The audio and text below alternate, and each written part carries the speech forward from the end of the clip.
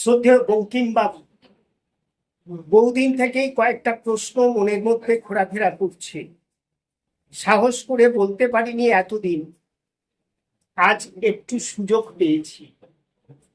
আচ্ছা, আপনি তো অনেকগুলো উপন্যাস লিখেছেন, যেমন কপালকুণ্ডলা, দুর্গেশ নন্দিনী ইত্যাদি। নবকুমারকে কি আগে থেকেই চিনতেন? মৃণালিনী কি আপনাদের পাড়ায় থাকতো?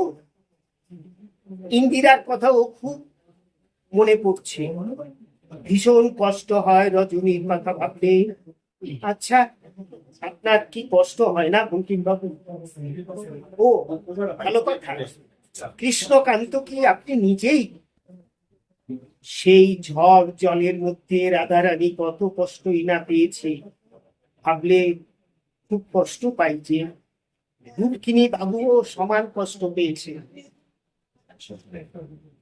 চন্দ্রশেখরের সাথে আপনার কেমন সম্পর্ক ছিল?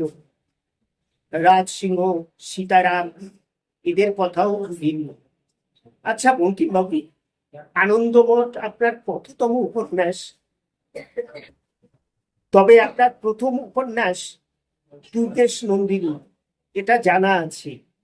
দুর্গেশ নন্দিনী প্রকাশের পর সাহিত্য মহলে চিহ্নিত হলেন এক শক্তিশালী উপন্যাসকার হিসেবে।